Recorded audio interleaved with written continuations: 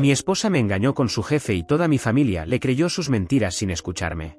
Me alejé y reconstruí mi vida. Hoy vinieron a rogar para conocer a mi hijo, pero yo no los perdono. Hola Reddit.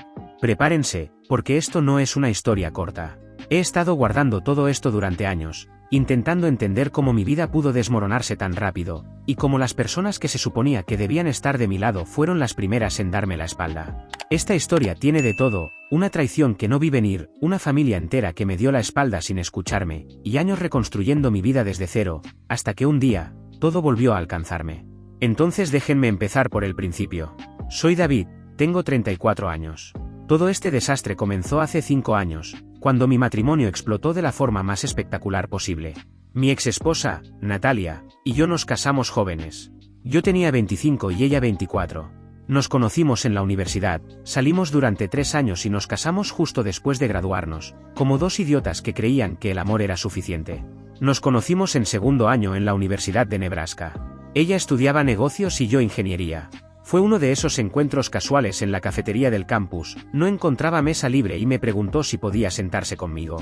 Cuando se acomodaba, empujó sin querer mi café y lo derramó sobre mi libro de termodinámica. Se disculpó de inmediato, claramente apenada, y me dijo que me compraría otro para compensarlo. Terminamos hablando, y sin darnos cuenta, pasamos 3 horas conversando, sobre todo, desde metas profesionales hasta nuestras caricaturas favoritas de la infancia. Al inicio, la relación fue buena.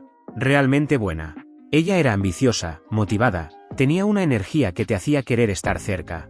Yo en cambio, era el estable, el tipo que llega a tiempo y cumple lo que promete. Nos equilibrábamos, o eso creía. Le propuse matrimonio durante un viaje de fin de semana a Colorado. Nada lujoso, solo nosotros caminando por el Parque Nacional de las Montañas Rocosas. Me arrodillé en un mirador, con las montañas extendiéndose hasta el horizonte detrás de nosotros. Ella lloró, dijo que sí, y esa noche nos la pasamos planeando el futuro como si realmente lo tuviéramos todo resuelto. La boda fue pequeña, unas 80 personas, en su mayoría familia y amigos cercanos. Mis padres se desvivieron, pagaron el lugar, el catering, todo. Amaban a Natalia desde el primer día y la trataban como si ya fuera parte de la familia. Mi padre bromeaba con que por fin había alguien en la familia que entendía de negocios, ya que yo solo era ingeniero. Mi madre la llevaba de compras, la invitaba a su club de lectura y la incluía en todos los eventos familiares. Durante los primeros años, todo parecía ir bien. Vivíamos en ese típico primer apartamento, con el grifo que goteaba y que yo siempre prometía arreglar. Teníamos las tazas de café a juego que Natalia eligió y nuestra rutina de los domingos en el mercado de agricultores, donde fingíamos ser ese tipo de personas que llevaban una vida sana y ordenada. Visto ahora, yo estaba completamente metido en el matrimonio que creíamos estar construyendo, mientras ella, sin que yo lo supiera, ya estaba pensando en cómo salir. Pero en ese momento, todo se sentía real. Hablábamos de comprar una casa, de formar una familia, de todas esas cosas normales de un matrimonio. Yo trabajaba largas horas, convencido de que así se construye una carrera. Ella viajaba por trabajo, algo típico en ventas farmacéuticas, reuniones, conferencias, relaciones con clientes. Yo era ingeniero mecánico en una planta de manufactura a unos 40 minutos de casa. Largas jornadas, buen sueldo, una carrera estable. Nada glamoroso, pero suficiente para pagar las cuentas y darnos una vida cómoda. Natalia, por su parte, ganaba buenas comisiones cuando cerraba tratos y pasaba mucho tiempo viajando. Mi familia la adoraba. Mi madre la trataba como a la hija que nunca tuvo. Mi padre pasaba horas hablándole de sus proyectos de carpintería, enseñándole su taller como si de verdad le interesara. Mi hermana Bianca prácticamente la idolatraba, siempre le pedía consejos de moda y orientación profesional, con esa energía de hermana menor, aunque Natalia solo le llevaba 2 años. Con el tiempo, las señales de advertencia empezaron a aparecer, pero yo, por ingenuo, elegí no verlas. Los viajes de trabajo de Natalia empezaron a volverse más largos y frecuentes. Volvía agotada, sin ganas de hablar sobre su semana. Empezó a ponerle contraseña a su teléfono y a su laptop, alegando confidencialidad con los clientes. Nuestras conversaciones se volvieron frías, casi administrativas, cuentas por pagar, compras del supermercado, quién sacaba la basura. Yo lo atribuí al estrés. Las ventas farmacéuticas son un entorno duro, con mucha presión por cumplir objetivos. Pensé que necesitaba espacio para desconectar, así que se lo di. Resulta que lo que realmente necesitaba era espacio para acostarse con su gerente regional de ventas. Me enteré de la peor forma posible. Llegué temprano a casa porque una inspección en la obra se canceló de repente por una falla en el equipo. La planta de manufactura que estábamos modernizando tuvo un problema en el sistema de enfriamiento y decidieron cerrar por seguridad, así que mi gerente de proyecto envió a todo el equipo a casa y dejamos el trabajo para retomarlo el lunes. Era jueves por la tarde, alrededor de las 2. Le había escrito a Natalia para avisarle que volvería antes de lo esperado y preguntarle si quería que pasara a buscar algo de comida para cenar temprano. No respondió, lo cual no era raro, probablemente estaba en reuniones o atendiendo clientes. Al entrar al complejo, noté un BMW desconocido estacionado en nuestro lugar. Pensé que sería de algún vecino o alguien que se había equivocado. En ese edificio siempre había problemas con los estacionamientos. Tomé mi bolso de trabajo y la caja de herramientas del asiento trasero, pensando qué hacer con esa tarde libre inesperada. Tal vez arreglar por fin el grifo que goteaba o avanzar con la restauración de mi Mustang en el garaje compartido. Entré al apartamento, caminé hacia el dormitorio, y encontré a mi esposa con su jefe, haciendo exactamente lo que te imaginas. El cliché era casi insultante, como si ni siquiera hubieran intentado ser originales en su traición. Mi esposa, la mujer a la que prometí amar para siempre, estaba enredada con Trevor, el gerente regional de ventas, en nuestra cama. La misma que habíamos elegido juntos en aquella tienda de muebles. El tiempo se distorsiona en momentos así. Todo se vuelve lento y rápido a la vez. Recuerdo detalles absurdos, su chaqueta de traje, caray perfectamente colgada en la silla, la ropa de Natalia tirada en el suelo, formando un rastro desde la puerta, y el almuerzo que le preparé esa mañana para el trabajo, intacto, sobre la mesita de noche. Era un simple sándwich que hice a las 6 de la mañana, pavo con queso suizo en pan integral, porque ella decía que quería comer más saludable. Trevor se apresuraba a subirse los pantalones mientras balbuceaba algo sobre un malentendido, como si hubiera alguna explicación inocente para estar desnudo en mi dormitorio un jueves por la tarde. Natalia, en cambio, me miraba completamente paralizada. Tenía esa expresión de sorpresa total, que en cuestión de segundos cambió a una mirada fría y calculadora. Pude ver cómo su mente empezaba a moverse rápido, buscando qué decir, qué versión de la historia le convenía más. No grité. No rompí nada. Una parte de mí quería voltear la mesita, romperle los dientes perfectos a Trevor y gritar hasta quedarme sin voz. Pero me quedé ahí, inmóvil, procesando que mi matrimonio de 4 años, 7 en total juntos, probablemente había sido una mentira durante quién sabe cuánto tiempo. 7 años. Y ahí estaba yo, en mi propio dormitorio, viendo cómo todo se desmoronaba en tiempo real. David, déjame explicarte, empezó Natalia, cubriéndose con la sábana, como si la modestia importara a esas alturas. Explicar qué, respondí, con la voz plana, sin emoción. No soy estúpido. Sé perfectamente lo que estoy viendo. Trevor seguía forcejeando con sus pantalones, moviéndose torpemente hacia la puerta, a punto de caerse un par de veces. En cualquier otro contexto, habría sido hasta gracioso. Esto no queríamos, mira, hombre, lo siento. Sal, le dije. Ahora. Agarró su camisa y su chaqueta y prácticamente huyó del apartamento. Segundos después, escuché su BMW encenderse y salir del estacionamiento con las llantas chirriando, como si escapara de una escena del crimen. Natalia empezó a llorar. El rímel corría por su cara. Por favor, David, déjame explicarte. No es lo que piensas. Es exactamente lo que pienso. Recogí mis llaves del suelo. Me voy. No me llames. No me escribas. Se acabó. ¿A dónde vas? Tenemos que hablar de esto. Me detuve en la puerta del dormitorio y miré atrás una última vez. A la mujer alrededor de la cual había construido toda mi vida adulta. En quien había confiado completamente. Con quien planeaba tener hijos algún día. No hay nada que hablar. Tú ya tomaste tu decisión. Salí del apartamento y conduje directo a casa de mi amigo Marco. Marco tenía una habitación extra y más importante aún, el sentido común de no hacer preguntas hasta que yo estuviera listo para hablar. Abrió la puerta, me miró a la cara y simplemente dijo: «Pasa. Voy a pedir comida». Me senté en su sofá durante 6 horas sin decir una sola palabra. Tenía la televisión encendida, pero ni siquiera la veía. Marco me trajo comida que no toqué. Se sentó a mi lado en silencio. De vez en cuando revisaba su teléfono, pero nunca me hizo sentir que estorbaba. Eso es amistad de verdad, saber cuando alguien necesita palabras, y cuando solo necesita compañía. Alrededor de la medianoche, por fin le conté a Marco lo que había pasado. Escuchó sin interrumpirme. No soltó frases vacías ni intentó restarle importancia. Cuando terminé, simplemente dijo: «Quédate aquí todo el tiempo que necesites. La habitación de huéspedes es tuya. Necesito encontrar un abogado», dije. «El lunes», respondió. «Esta noche solo procesa todo esto. Mañana veremos los siguientes pasos». Le asentí y le di las gracias. Esa noche, acostado en la cama de invitados, no pude dormir. Mi mente no dejaba de reproducir cada momento de la relación, buscando señales que ignoré. Las reuniones que se alargaban cada vez más. Los viajes de trabajo que parecían multiplicarse. Su repentina obsesión por proteger todo con contraseñas, alegando confidencialidad con los clientes. Y la forma en que se sobresaltaba cada vez que, por accidente, yo tocaba su teléfono. La distancia creciente entre nosotros, que yo seguía atribuyendo al estrés laboral. ¿Desde cuándo pasaba esto? ¿Semanas? ¿Meses? ¿Años? ¿Todo nuestro matrimonio había sido una mentira, o simplemente decidió hace poco que yo ya no era suficiente? ¿Importaba realmente? El resultado era el mismo. Yo estaba en la habitación de invitados de un amigo, mientras mi esposa probablemente llamaba a Trevor para planear su siguiente movimiento. Presenté la demanda de divorcio de inmediato. El lunes a primera hora entré a una oficina de derecho familiar y dije, sin rodeos, que quería terminar mi matrimonio lo antes posible. Nebraska es un estado sin culpa, así que el adulterio no tenía peso legal, pero para mí lo era todo. Quiero que sea rápido, dije. Estoy dispuesto a dividir todo 50-50, solo para acabar con esto. La abogada, Renata, era una mujer mayor con más de 30 años de experiencia. Me observó por encima de sus lentes de lectura. ¿Estás seguro del 50-50? El adulterio puede darnos ventaja en la negociación. No me interesa la ventaja. Me interesa ser libre de ella lo antes posible. Ella asintió.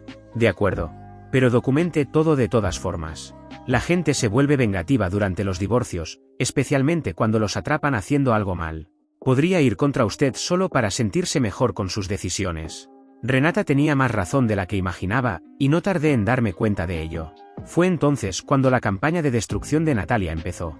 Verás, Natalia entendía algo que yo no, el control de la narrativa. Sabía que quien contara su versión primero, y con más fuerza, sería el que la gente creería. Así que se adelantó. Y construyó una historia en la que yo era el villano, y ella, la víctima. Según su versión, yo era emocionalmente abusivo, controlador y celoso. Decía que revisaba su teléfono y su correo, que la acusaba sin pruebas y que hacía su vida miserable con mi paranoia e inseguridad. Que finalmente, encontró consuelo en alguien que si la trataba bien, y que yo exploté cuando lo descubrí. Era una historia detallada, convincente, lo suficientemente buena como para que mi propia familia la creyera sin cuestionar. Mi madre llamó 3 días después de que me fui de casa. Su voz era fría, decepcionada. Quería saber cómo había podido tratar así a mi esposa, y por qué había dejado que mis inseguridades destruyeran un buen matrimonio. Cuando intenté explicar lo que realmente pasó, me interrumpió. Natalia ya nos contó todo. Está devastada. Vimos los mensajes que le enviaste. ¿Mensajes? Pregunté. Ahí entendí la jugada. Natalia les había mostrado mis mensajes. Preguntas normales como ¿dónde estás? ¿Estás bien? ¿A qué hora vuelves? Mensajes de un esposo preocupado, que sacados de contexto, podían parecer controladores si querías verlos así. Y me preguntaron mi versión, dije.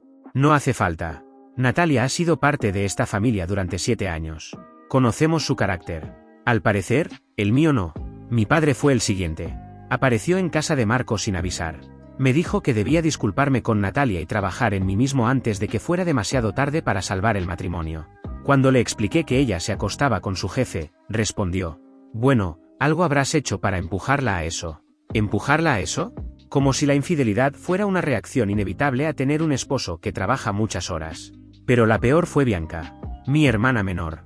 La misma a la que defendí de los abusivos en la secundaria. A la que ayudé con sus solicitudes universitarias. A la que le confirmé su primer contrato de alquiler. Me envió un mensaje largo, diciendo lo decepcionada que estaba de mí. Que por fin había mostrado mis verdaderos colores. Que se alegraba de que Natalia hubiera encontrado a alguien que sí la valorara. Luego me bloqueó.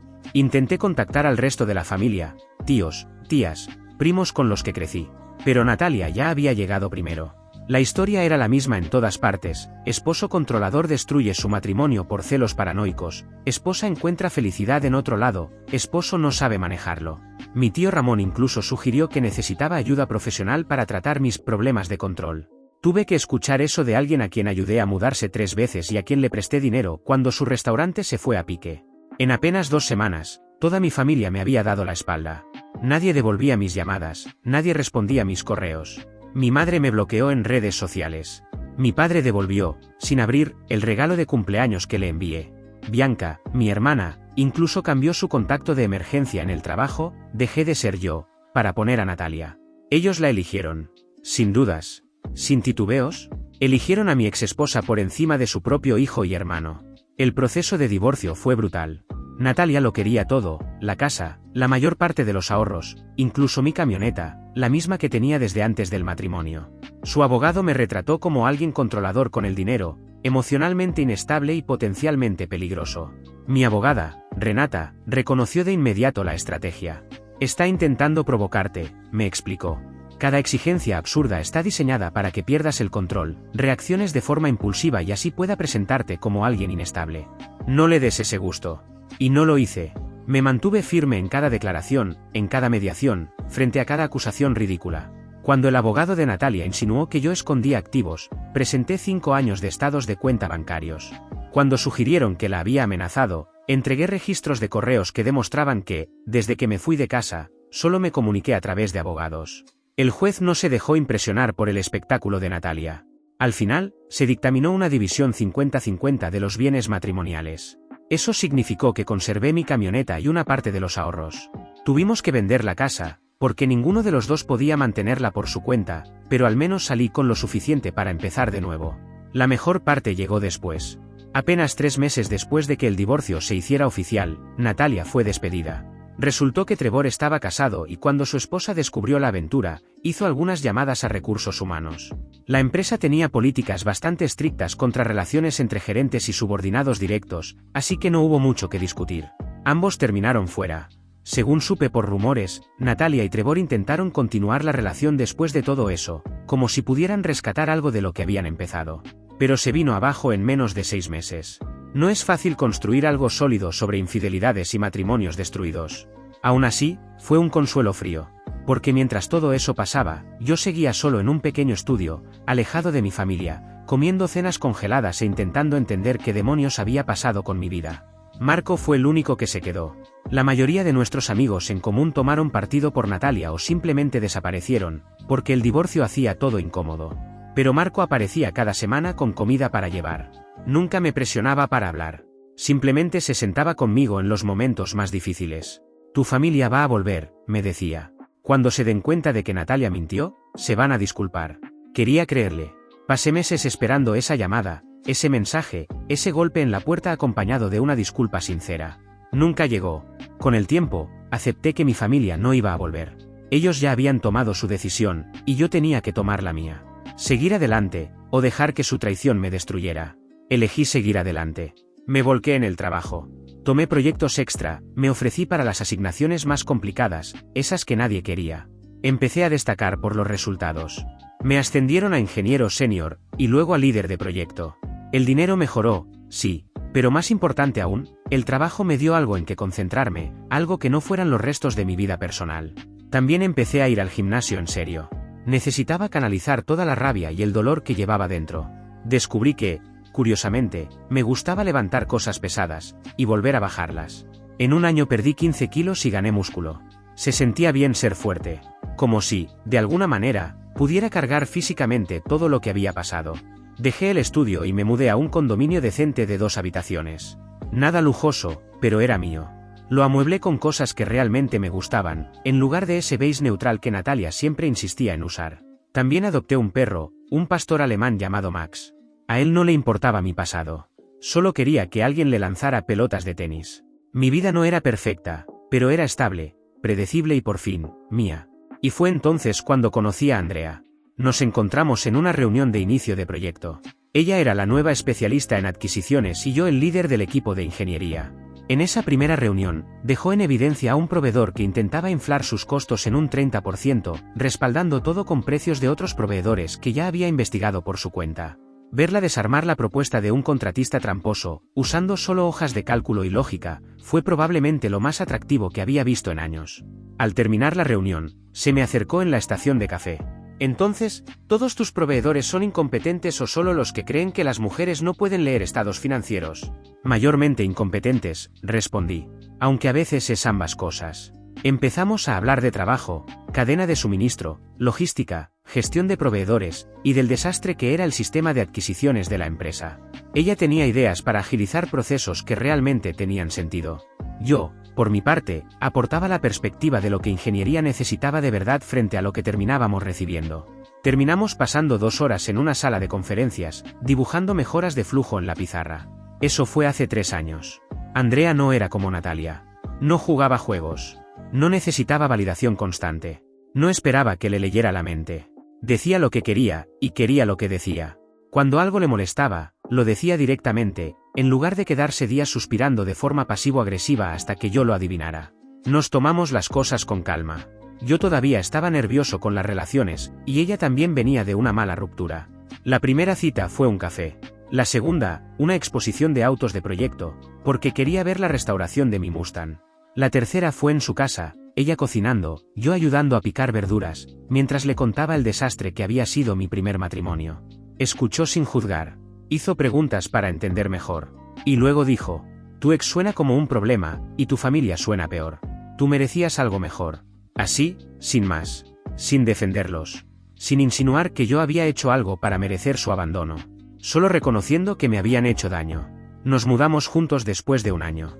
Ella tenía una casa en un barrio tranquilo, con un garaje grande para mis proyectos de autos y un patio perfecto para Max. El lugar necesitaba bastante trabajo, la cocina estaba anticuada, el baño parecía sacado de 1985 y el patio tenía más maleza que césped, pero la casa tenía buenos cimientos. Pasamos fines de semana enteros arreglándola, transformándola poco a poco en un verdadero hogar. Y entonces, el año pasado, Andrea quedó embarazada.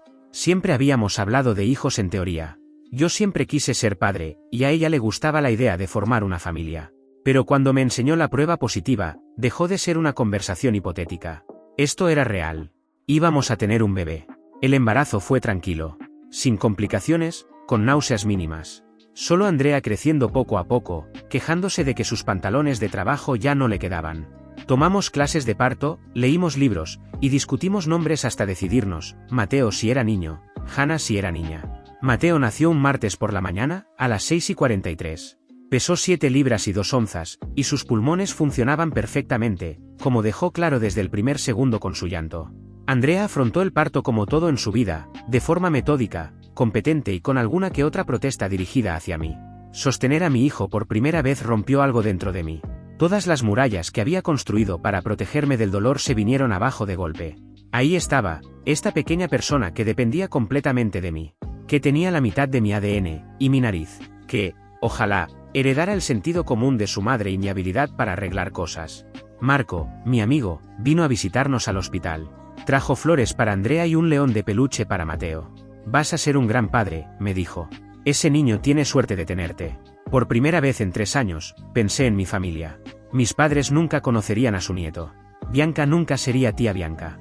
Mi hijo crecería sin conocer la mitad de su familia, porque ellos eligieron a mi ex mentirosa por encima de su propia sangre. Ellos se lo pierden, pensé. Y al final, no los necesitábamos. Aunque, en realidad, esa decisión no era completamente mía. 2 semanas después del nacimiento de Mateo, mientras yo estaba de licencia de paternidad sobreviviendo en modo zombie entre tomas y cambios de pañal, mi teléfono sonó. Número desconocido. Contesté: David, soy mamá. 3 años de silencio, y abre con un soy mamá como si hubiéramos hablado ayer. No colgué. Debería haberlo hecho. Pero no. Me quedé ahí, en la habitación del bebé, sosteniendo a mi hijo dormido, mientras la voz de mi madre, tan familiar, y aún capaz de hacerme sentir como un niño regañado, llenaba el silencio. Escuchamos lo del bebé, continuó al notar que no respondía. Felicidades. ¿Cómo se enteraron?, pregunté, con la voz plana. Eso no importa. Lo importante es que queremos conocer a nuestro nieto. Nuestro nieto. No dijeron tu hijo. No había arrepentimiento. No hubo disculpas. Solo estaban reclamando a Mateo como si tuvieran derecho. Después de 3 años, ¿eso es lo primero que dices?, pregunté. David, por favor. Somos familia. Lo que pasó, ya quedó atrás. Un bebé es un nuevo comienzo. Queremos ser parte de su vida. Quedó atrás, repetí. ¿Te refieres a cuando mi ex mintió diciendo que yo era abusivo, y ustedes le creyeron sin cuestionar? ¿A cuando intenté decirles la verdad y me llamaron mentiroso? ¿Cuando me bloquearon de todas partes y devolvieron mis regalos de cumpleaños? Hubo silencio al otro lado de la línea. En ese momento pensábamos que la estábamos protegiendo, dijo finalmente mi madre. Tienes que entenderlo, ella era muy convincente. Soy tu hijo, respondí. Se suponía que yo era a quien debían proteger. Bueno, ahora vemos las cosas de forma diferente. La vida de Natalia no ha resultado como esperaba, y la gente empieza a cuestionar su versión de los hechos. Nos damos cuenta de que tal vez fuimos apresurados al tomar partido. ¿Tal vez? 3 años de abandono, y tal vez fueron apresurados. ¿Quién les habló de Mateo?, pregunté otra vez. Bianca vio algo en redes sociales. Un amigo tuyo publicó fotos. Mal. Tenía que haber sido Marco. Seguro subió fotos desde el hospital, orgulloso de ser tío Marco, sin pensar en quién más podía verlas. Nos gustaría visitarte, continuó mi madre. Conocer al bebé, y hablar las cosas. Tu padre ha estado trabajando en una cuna en su taller. Es hermosa, de verdad. Quiere que Mateo tenga algo especial. Hace 3 años, mi padre ni siquiera podía mirarme. Ahora estaba construyendo cunas. Déjame pensarlo, dije. No podía procesar todo eso mientras sostenía a un recién nacido que necesitaba dormir. No lo pienses demasiado, respondió ella. Los bebés crecen rápido. No querrás que pierda la oportunidad de conocer a sus abuelos. Colgó antes de que pudiera responder a esa manipulación. Andrea me encontró 10 minutos después, todavía de pie en la habitación del bebé. Mateo dormía en su cuna. Yo miraba la pared. ¿Todo bien?, preguntó. Mi madre llamó. ¿Quieren conocer a Mateo? La expresión de Andrea pasó por varias emociones en segundos: sorpresa, enojo, y luego análisis. ¿Qué les dijiste? Que lo pensaría. ¿Y lo estás pensando? Suspiré. No lo sé. Parte de mí quiere decirles que se vayan al diablo, pero otra parte. Miré a Mateo, durmiendo tranquilo, completamente ajeno al caos familiar que lo rodeaba. Él merece conocer a sus abuelos, ¿no? Si de verdad están dispuestos a intentarlo. Andrea bajó la voz. Merece abuelos que no abandonaron a su padre durante 3 años. Merece una familia que esté ahí para el pase lo que pase, no gente que desaparece cuando las cosas se ponen difíciles. Tenía razón. Lo sabía. Pero había una parte de mí, estúpida y esperanzada, que quería creer que la gente podía cambiar. Que mi familia podía admitir su error y reconstruir algo. Esa esperanza duró exactamente 4 días. Bianca, mi hermana, escribió primero. Un mensaje largo, hablando de cuánto siempre me había querido, de lo difíciles que habían sido estos años para todos, de cuánto deseaba ser parte de la vida de Mateo como su tía. Me contó que había cambiado de trabajo, que se mudó a un nuevo apartamento, que estaba saliendo con alguien en serio. Actualizaciones de vida que me perdí porque me bloqueó. Y luego llegó la parte importante. Sé que las cosas terminaron mal entre tú y Natalia, pero seguimos siendo amigas. Ella ha estado trabajando en sí misma, y creo que sería bueno que todos superáramos el drama. Tal vez podríamos reunirnos algún día. A ella también le encantaría conocer a Mateo. Leí el mensaje 3 veces, asegurándome de no estar alucinando. Mi hermana quería que fuera cordial con mi ex infiel. La mujer que destruyó mi matrimonio y mi reputación. La mujer que mi propia familia eligió por encima de mí. Y además, quería exponer a mi hijo recién nacido a todo eso. Le enseñé el mensaje a Andrea. Su respuesta fue inmediata. Absolutamente no. No han aprendido nada, murmuré, más para mí que para ella. Siguen creyendo que Natalia es la víctima. Solo quieren acceso a Mateo sin asumir lo que hicieron. Entonces, ¿qué vas a hacer? Esa era la pregunta. La respuesta fácil era mandarlos al carajo, bloquear sus números y seguir adelante. Dejar que Mateo creciera sin ese lado de la familia. Pero algo me detenía. Tal vez necesitaba verlos una vez más. Necesitaba confirmar, sin dudas, que la reconciliación era imposible, antes de cerrar esa puerta para siempre. Le escribí a mi madre. Pueden venir el domingo a las 2. Solo tú, papá y Bianca. 1 hora. Si mencionan a Natalia o intentan justificar lo que hicieron, la visita termina de inmediato. Respondió en minutos. Gracias. Estaremos allí. Marco vino el sábado por la noche para ayudarme a prepararme mentalmente. ¿Estás seguro de esto?, preguntó, tomando la cerveza de raíz que siempre guardaba para él, mientras me veía caminar de un lado a otro por la sala. No, pero necesito saber si queda algo que salvar. ¿Cuál es tu mejor escenario?, me preguntó. Me detuve a pensarlo. Que se disculpen. De verdad. No una de esas disculpas vacías sobre errores del pasado. Que reconozcan que debieron haberme creído. Que Natalia los manipuló. Que fallaron como padres, y como hermana. Hice una pausa. Y que acepten a Andrea y a Mateo, sin condiciones. ¿Y el peor escenario? Que se presenten esperando que todo vuelva a la normalidad. Que quieran jugar a ser abuelos y tía, sin reconocer los 3 años en los que me trataron como si no existiera. Marco asintió. Si tuviera que apostar, apostaría por la segunda opción. Sí, respondí. Yo también apostaría por la segunda. El domingo llegó con ese típico clima de primavera, nubes grises que amenazaban con lluvia y un viento que hacía crujir los árboles, como si algo no estuviera del todo bien. El ambiente era perfecto para una reunión familiar que, desde el principio, tenía mala idea escrita por todas partes. Andrea preparó la sala pensando en mantener todo bajo control. Mateo estaría en su silla, visible, pero fuera de su alcance. Todo se quedaría en las áreas comunes, nada de recorridos por la casa, nada de momentos íntimos en la habitación del bebé. Eran invitados. No familia, al menos, no hasta que demostraran lo contrario. A las 2:03, un auto entró en el camino. Desde la ventana vi a mis padres y a Bianca bajarse. Mi madre había envejecido, más canas, nuevas líneas alrededor de los ojos. Mi padre se movía más lento, favoreciendo la rodilla izquierda. Bianca también se veía distinta, más rígida, vestida de forma más formal que su estilo bohemio habitual.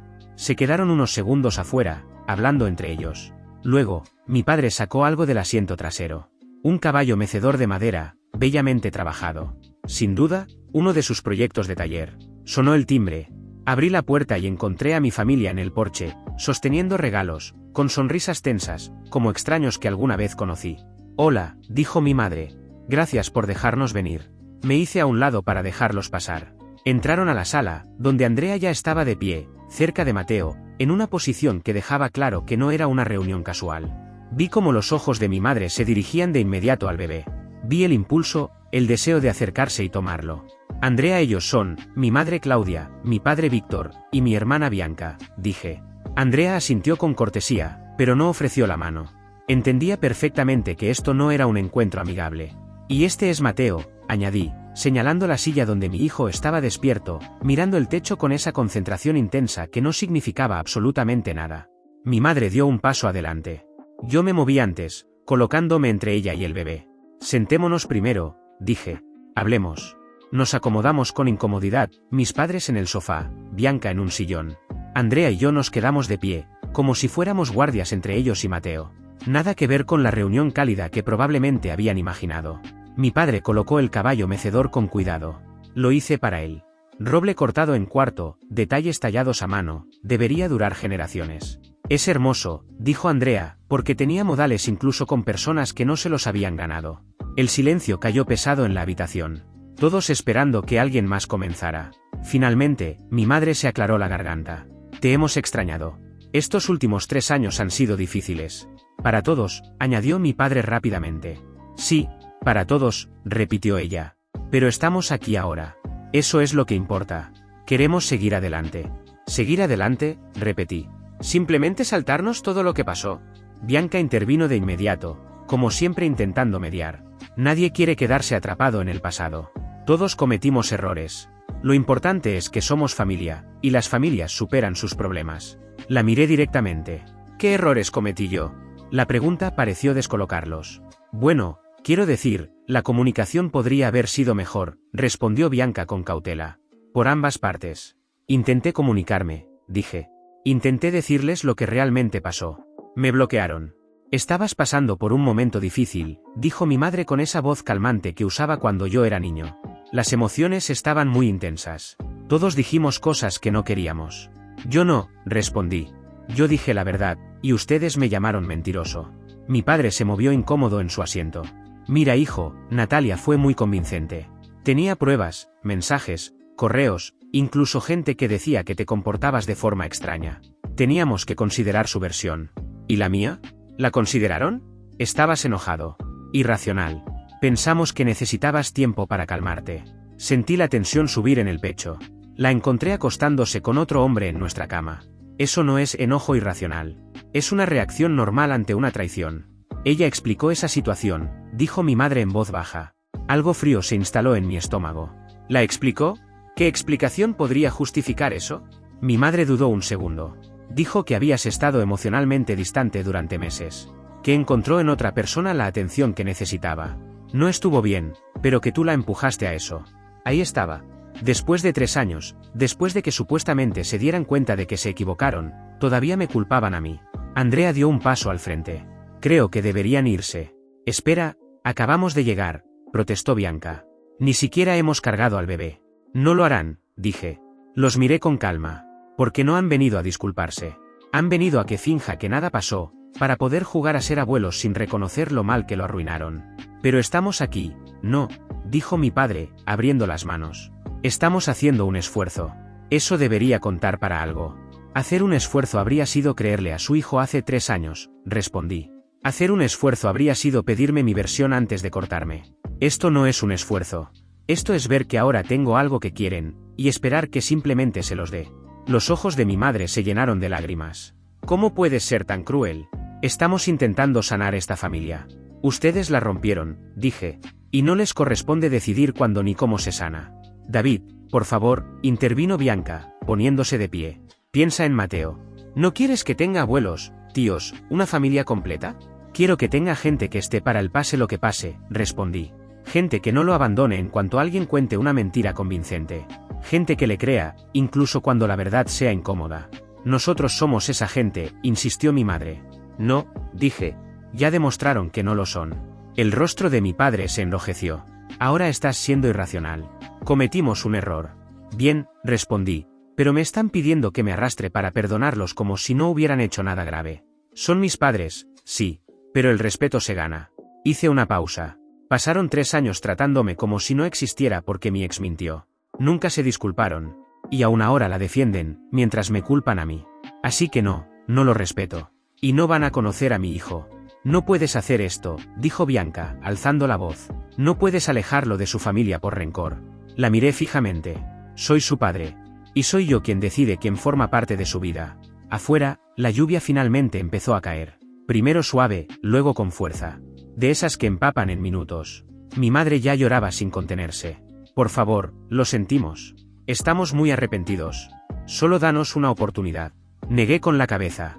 Si realmente lo sintieran, habrían llamado hace 3 años. Habrían aparecido cuando las mentiras de Natalia empezaban a caer. Habrían admitido que estaban equivocados, sin esperar a que yo tuviera algo que quisieran. Esto es venganza, dijo mi padre. Nos estás castigando. No, respondí. Esto es protección. Estoy protegiendo a mi hijo de personas que podrían hacerle lo mismo que me hicieron a mí. Caminé hacia la puerta y la abrí. El viento empujó la lluvia hacia adentro, sacudiendo la mosquitera. Es hora de que se vayan. Se quedaron inmóviles, como si no pudieran creer que aquello estaba pasando. David, hijo, por favor, empezó mi padre. No soy su hijo, lo interrumpí. Eso lo dejaron claro hace 3 años. Ahora váyanse, antes de que llame a la policía. Bianca tomó su bolso. Esto es ridículo. Te vas a arrepentir. Lo único que lamento es haber perdido 1 hora de mi domingo con gente que no lo merece. Mi madre hizo un último intento. Al menos toma todos nuestros números, por si cambias de opinión. No los quiero, respondí con firmeza. Salieron bajo la lluvia, moviéndose despacio, como si aún esperaran que los detuviera. Mi padre tomó el caballo mecedor que había construido y forcejeó con él al cruzar la puerta. Se quedaron unos segundos en el porche, empapándose, mirando hacia atrás con incredulidad y dolor. Estás cometiendo un error, gritó mi padre entre la lluvia. No, respondí. Ustedes lo cometieron hace 3 años. Esto es la consecuencia. Cerré la puerta. A través de la ventana los vi correr hacia el auto, luchando con el caballo de madera, completamente empapados. El coche se quedó en la entrada varios minutos, con el motor encendido, probablemente discutiendo. Luego se fueron. La casa quedó en silencio. Solo se escuchaban los pequeños sonidos de Mateo en su asiento. Andrea me rodeó con los brazos desde atrás. ¿Estás bien? Si estoy bien, le respondí. Y lo estaba. Me sentía más ligero, como si hubiera cargado con sus expectativas durante años, y por fin las hubiera soltado. Marco, mi amigo, llamó 1 hora después. ¿Cómo fue? Más o menos como predijiste. Querían perdón instantáneo y acceso a Mateo sin reconocer nada. ¿Así que los echaste bajo la lluvia? Buen detalle. Muy dramático. No estaba planeado, respondí.